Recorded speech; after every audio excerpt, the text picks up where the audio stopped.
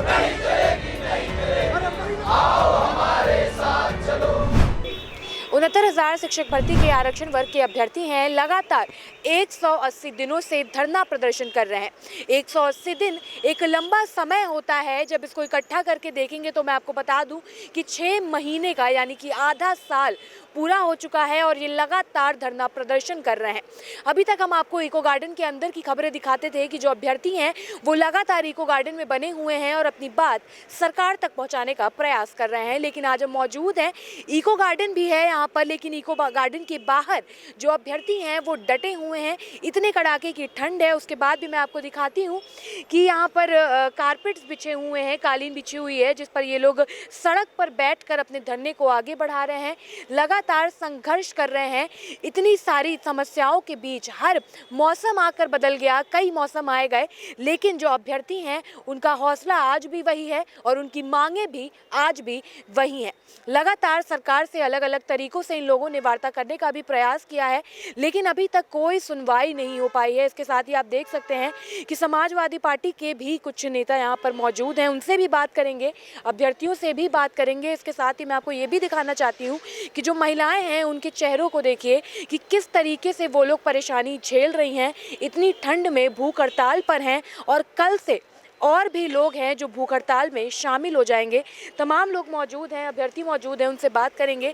एक लंबा समय हो गया, आधा साल पूरा हो गया है, अब चुनाव भी करीब है, फिर आप लोगों को यहाँ से हटाने की कोशिश भी की जा सकती है, तो क्या कदम होगा?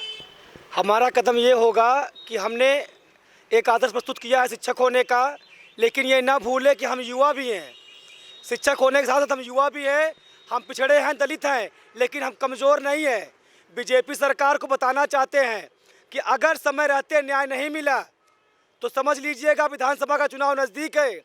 हम 20,000 लोग, ऐसी कोई विधानसभा नहीं होगी जहां नहीं जाएंगे, आपका विरोध नहीं करेंगे, लेकिन बताएंगे कि ये बीजेपी सरकार किस तरह से दलितों का, पिछड़ों का, महिलाओं का, शिक्षकों का गला काटने का काम कर रही है। अगर योगी जी हम आज पीड़ित हैं, तड़प रहे हैं, मर रहे हैं खाए बिना, भूख हड़ताल पे बैठे हैं, तो वो दिन दूर भी नहीं, वो दिन बहुत दूर नहीं है।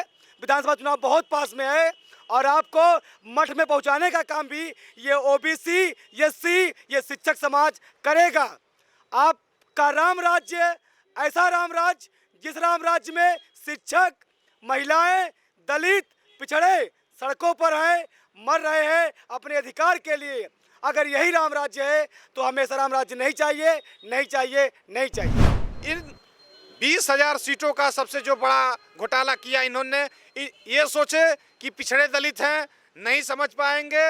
कोरोना काल का फ़ायदा उठा के इन्होंने चाहा कि इनकी सीटों पे मैं डाका डाल लूं, लेकिन मैं अपने तमाम साथियों का धन्यवाद देता हूं कि उन्होंने इस चीज़ का जो है कि बड़ी मेहनत करके आयोग की रिपोर्ट आई और उस आयोग के रिपोर्ट, पहले तो हम लोगों को बैठने नहीं दिया जाता था। जब हम कहते थे कि हमारा आरक्षण का घोटाला हुआ है तब तो हमें बैठने नहीं दिया जाता था, लेकिन जब से जो है कि रिपोर्ट आई है तब से हमें संजीवनी का काम मिला है और इस लड़ाई को तब तक लड़ते रहेंगे जब तक इनको नेस्तनाबूद न कर दें। हम जब तक आदमी जीता है तब तक उम्मीद करता है। हम लोग भी ये आचारसंहिता के लगने से पहले तक हम लोग उम्मीद कर रहे हैं कि हम लोगों को हो सकता है इस गूंगी बहरी सरकार को समझ में आ जाए कि गलती हुई है और अभ्यर्थियों के साथ न्याय कर दे, लेकिन उम्मीद ना के बराबर है। इसीलिए हम लोग सारी तैयारी हम लोगों ने कर ली है कि जैसे ही आचार संहिता लगेगी उसके बाद हम लोग सारी विधानसभाओं में इनके खिलाफ प्रचार करेंगे और जहाँ भी भारतीय जनता पार्टी के नेता अपनी रैली करेंगे,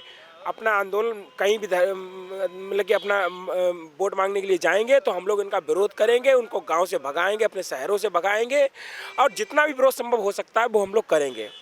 दलित और पिछड़े छात्रों को जो सरकार गई है भूल, 2022 और 24 में नहीं खिलेगा उसका कमल का फूल। 180 दिन से हम लोग आंदोलन कर रहे हैं, सब कुछ पढ़ाई लिखाई बंद करके यहाँ पे सड़कों पे घूम रहे हैं और ठंड में जहाँ लोग घरों पे रहते हैं हम लोग यहाँ सड़कों की धूल खाक रहे हैं, क्योंकि हमको लगता है कि हम लोगों का अधिकार न्याय मिल जाएगा। जो हम लोगों ने केस जीत कर यहाँ पे आए हैं तो हम लोगों का जीवन उद्धार हो जाएगा। लेकिन ये सरकार दलितों पिछड़ों के लिए केवल मुखौटे स्वरूप आयोग बनाती है, मुख्यमंत्री बनाती है, लेकिन उसके बाद इसकी कहीं ना कहीं अंदर से जो राजनीति है वो बहुत ही बुरी है।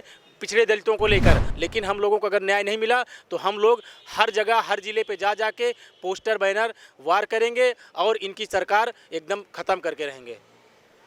तमाम अभ्यर्थी मौजूद हैं, साथ में समाजवादी पार्टी के यहाँ पर नेता भी मौजूद हैं, उनसे बात करेंगे।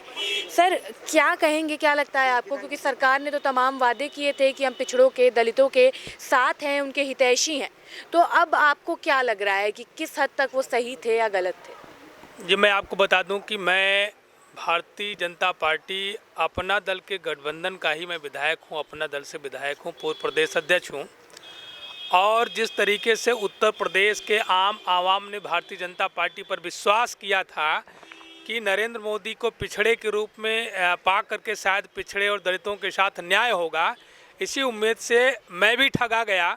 और आज मैं आपको बता रहा हूं कि लगातार 4.5 वर्षों तक जिस तरीके से भारतीय जनता पार्टी गठबंधन की सरकार ने पिछड़े और दलित समाज के लोगों के हक अधिकार पर डाका डालने का काम किया, लगातार संवैधानिक संस्थाओं को कमज़ोर करने का प्रयास किया जा रहा है, संविधान को ख़त्म करने का लगातार प्रयास किया जा रहा है, आरक्षण को ख़त्म करने का प्रयास किया जा रहा है, उससे व्यथित होकर के मैं अपने पिछड़े और दलित समाज के जो यहाँ पर 69,000 शिक्षक भर्ती के यहाँ पर जो छात्र आंदोलन कर रहे हैं, मैं उनको अपना समर्थन देने के लिए आया हूँ। और भारतीय जनता पार्टी अपना दल को छोड़ करके आया हूँ कि जहाँ पर पिछड़े और दलित समाज के लोगों के हक अधिकार पर डाका डाला जाए, उस घर पर रहना पाप है। तो निश्चित रूप से मैं कहना चाहूँगा कि हमारे जो नौजवान हैं आज व्यथित है। नौजवान सबसे ज़्यादा ऊर्जावान होता है और जिस अहंकार में आज भारतीय जनता पार्टी की सरकार चल रही है, 2022 के चुनाव के बाद उसको पता चलेगा कि जिस तरीके से आज वो नौजवानों को डरा करके, जो हमारी बहन बेटियां जो अपने हक अधिकार के लिए आंदोलन कर रही हैं, उनके ऊपर लाठीचार्ज करा करके, नौजवानों पर लाठीचार्ज करा करके एक मैसेज देने का प्रयास कर रहे हैं कि हम ठोकने वाले हैं। तो ये ठोकने का वक्त हमारे नौजवानों का भी आ गया है और हम जैसे न जाने कितने विधायक, सोशल वर्कर आज भारतीय जनता पार्टी के कार्यशैली से व्यथित हैं और 2022 के चुनाव में उन्हें ठोकने का काम करेंगे।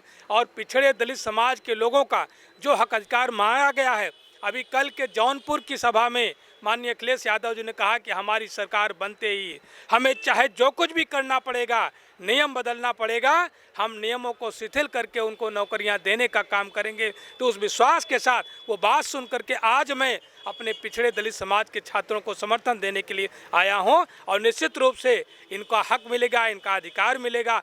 मैं कल इसको उत्तर प्रदेश की विधानसभा के सत्र में इसको उठाने का प्रयास करूंगा। हमारे भाई आदरणीय मान सिंह यादव जी MLC हैं, उसे विधान परिषद में उठाने का काम करेंगे और इनके हक अधिकार के लिए हम सब लोग इनके साथ कंधे से कंधा मिला करके लड़ने का काम करेंगे। जिस तरीके से वर्तमान सरकार का ये रवैया है, ये बड़े बड़े होल्डिंग लगाते हैं कि दमदार सरकार। मेरी समझ में नहीं आता कि हमारी ये बहन मुक्ता कुशवाहा जी हैं, जब ये अपनी मांग को लेकर गए तो इनका हाथ तोड़ दिया जाता है। क्या बेटी पढ़ाओ जो ये आंदोलन, जो ये स्लोगन लिख करके और जिस तरीके से बहन बेटियों का अपमान किया जा रहा है।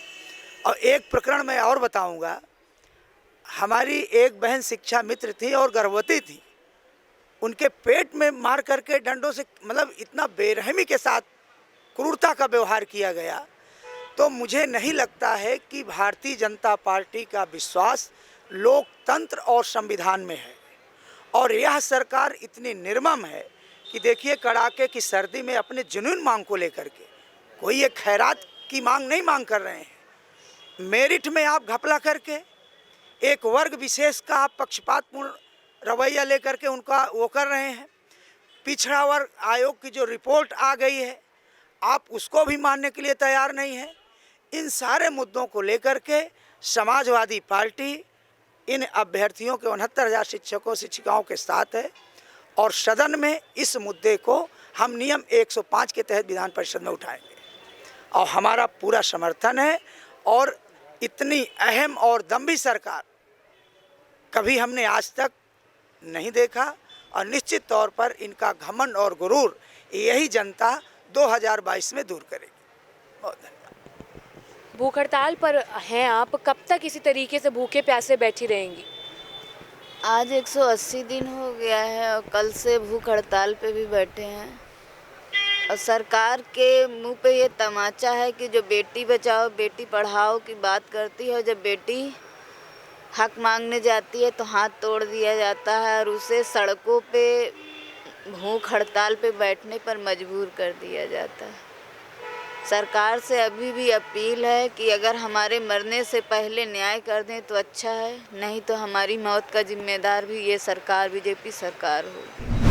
तो जैसा कि आपने देखा, हमने अभ्यर्थियों से बात करी है। कुछ समय पहले ये लोग इको गार्डन में धरना प्रदर्शन कर रहे थे, अपनी मांग सरकार तक पहुंचा रहे थे। अब ये लोग इको गार्डन के बाहर आ चुके हैं। तमाम अभ्यर्थी हैं जो भूख हड़ताल पर बैठे हुए हैं कि जब तक मांगे पूरी नहीं हो जाती वो भूखे प्यासे इसी तरीके से अपनी लड़ाई लड़ते रहेंगे। इन लोगों ने ये साफ कर दिया है कि अगर जल्द से जल्द मांगे पूरी नहीं हुई, या यूँ कहें कि अगर चुनाव से पहले जो आचार संहिता लगती है उसके पहले अगर मांगे पूरी नहीं हुई तो ये लोग खुले तौर पर उत्तर प्रदेश के 75 जिलों में जाकर पोस्टर वॉर करेंगे और सरकार के खिलाफ नारेबाजी कर और उनका पूरे तरीके से खुलेआम विरोध प्रदर्शन करेंगे। फिलहाल के लिए इतना ही। कैमरा पर्सन अभय के साथ मैं शिवांगी, JMD खबर, लखनऊ।